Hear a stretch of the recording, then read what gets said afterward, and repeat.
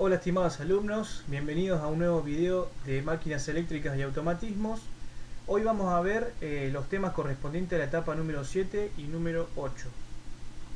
Vamos a empezar a ver el transformador. ¿Qué es un transformador? Bueno, el transformador es una máquina eléctrica electroestática. ¿Qué quiere decir esto? Que este tipo de dispositivos no tiene partes en movimiento, lo cual es muy beneficioso siempre y cuando hablemos de rendimiento. O sea, con respecto a una máquina rotante, como vimos anteriormente, como generadores y motores, vamos a tener, en el caso del transformador, un nivel de eficiencia o rendimiento mayores, lo cual implica que vamos a tener menores cantidades de pérdidas. ¿Cuál es la función de un transformador? Bueno, justamente transformar parámetros eléctricos y proteger. O sea, ¿qué parámetros podemos transformar? Bueno, ya vamos a ver que podemos transformar niveles de tensión y corriente. ¿Y cuál es la función del transformador cuando hablamos de proteger? Bueno, quizás ustedes recuerden de años anteriores, o quizás no, pero el transformador tiene una característica única que se llama aislación galvánica. Y ya vamos a ver qué quiere decir. ¿Cómo está compuesto un transformador? Bueno, como podemos ver en este esquema, está compuesto por un núcleo ferroso, el cual, fíjense en el gráfico, que no es macizo, sino que está laminado. ¿Para qué es esto? Bueno, lo vamos a ver más adelante, pero se los puedo adelantar. Se lo lamina con la finalidad de minimizar las pérdidas por corrientes parásitas o las corrientes llamadas de Foucault. Fíjense que también podemos ver que hay un par de arrollamientos. Uno vamos a llamar de vanado primario y al otro lo llamaremos de vanado secundario. Estos tres elementos van a estar siendo atravesados por el mismo flujo magnético. Fíjense que del lado derecho podemos ver la simbología.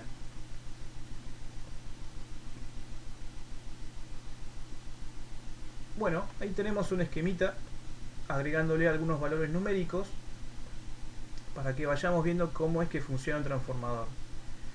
Bueno, fíjense que tenemos un transformador que va a tener un devanado primario de 5 vueltas o 5 espiras, en el cual vamos a tener 100 voltios y 10 amperes. En el secundario tendremos un devanado que va a tener, fíjense, 20 vueltas y también va a tener 400 voltios. Fíjense que ya podemos ir viendo algún patrón. Por ejemplo, 100 voltios, tenemos en el principio, 400 a la salida. Fíjense que tenemos mayor tensión en la salida con respecto a la entrada, al igual que mayor cantidad de vueltas, pero tenemos menor corriente. Otro número que está acá abajo es 1000 volamperes. ¿Qué es esto? Bueno, esto es una medida de potencia que ustedes quizás no conozcan aún, pero es la potencia aparente, que se cumple para transformadores ideales, que son los que nosotros vamos a estudiar, que la potencia aparente de entrada debe ser siempre igual a la de salida. Bueno, ahí tenemos otro ejemplo con números, en el cual tenemos esta vez 50 vueltas en la espira primaria, en el devanado primario, perdón, para 100 voltios y 2 amperes. Y en el secundario tenemos menor cantidad de vueltas y por lo tanto tendremos menor tensión pero mayor corriente. Nuevamente, fíjense que los valores de potencia aparente son los mismos.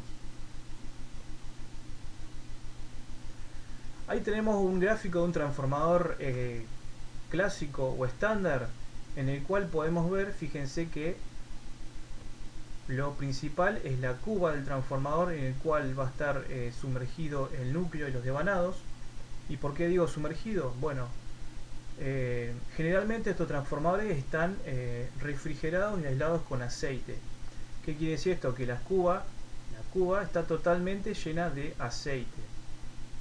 Es por eso que, fíjense, en la parte inferior tenemos una pequeña valvulita en el cual nosotros podríamos drenar el aceite que tiene el interior en el caso de que su vida útil haya terminado, o puede ser, por ejemplo, también para quitar una pequeña cantidad de aceite para estudiar si tiene niveles de humedad, en el caso de que se haya filtrado agua, lo cual es malo, o para estudiar la rigidez dieléctrica del aceite, o sea, qué tan bueno es para aislar.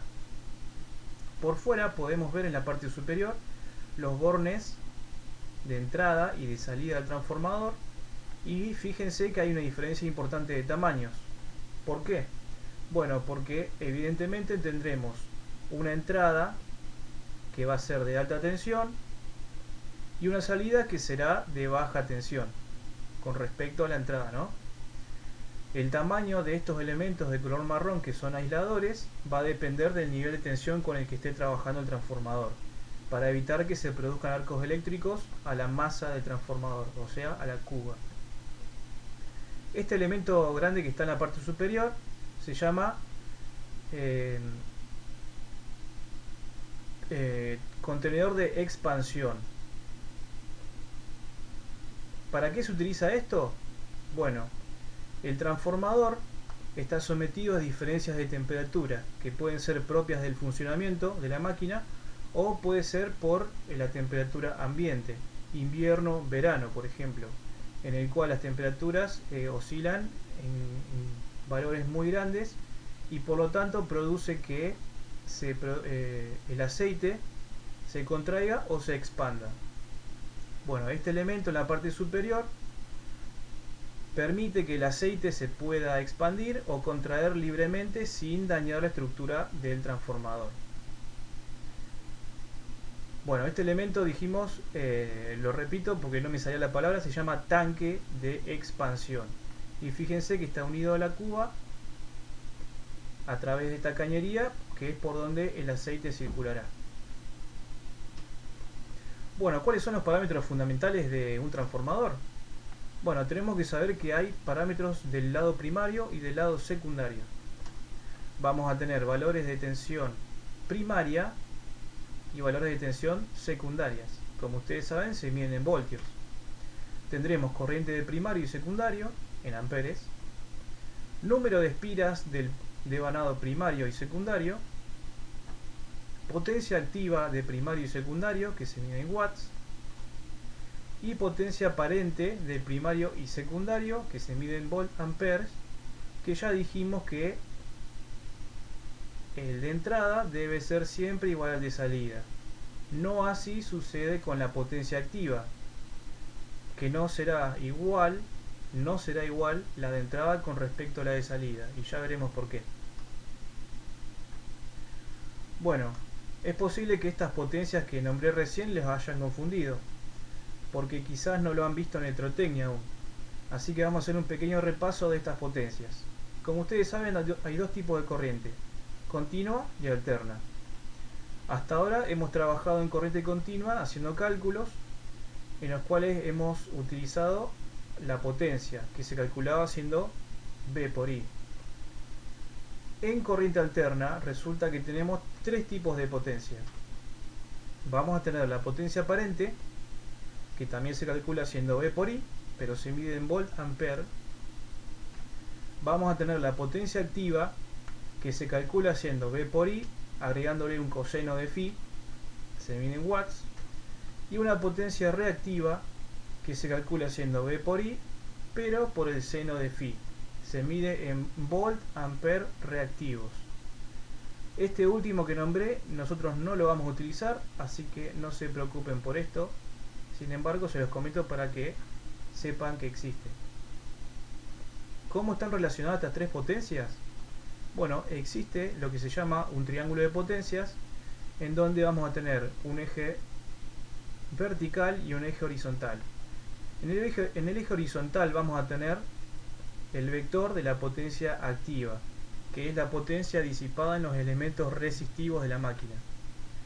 Y un eje vertical, un vector vertical, en el cual tendremos la potencia reactiva, que es la potencia disipada en campos eléctricos y magnéticos.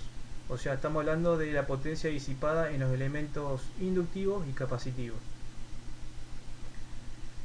Y la resultante vectorial de estos dos anteriores es la que vamos a conocer como la potencia aparente S.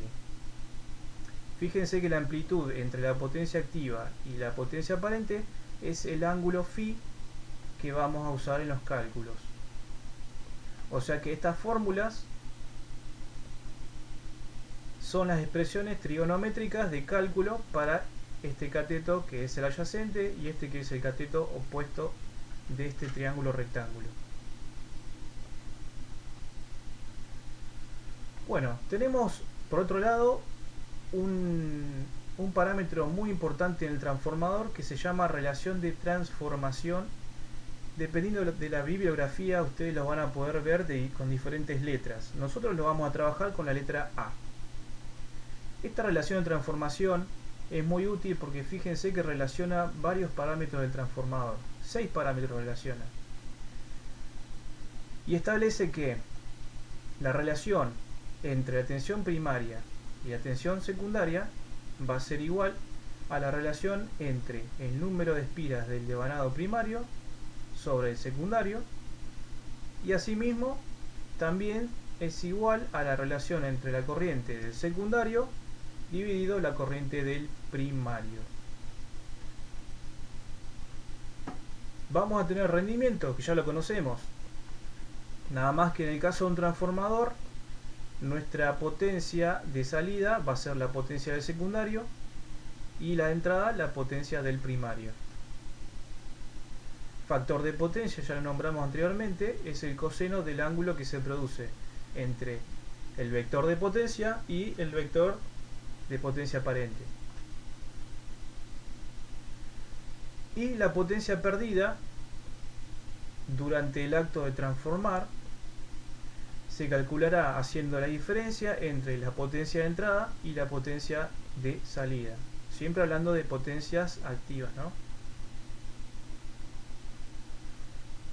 Bueno, hasta acá llegaría la parte número 7 para que ustedes puedan resolver las actividades que tienen para esta etapa. Y en el próximo video, que también van a tener en el mismo archivo, vamos a ver un ejemplo de cálculo para que les ayude a resolver las actividades de la etapa número 8.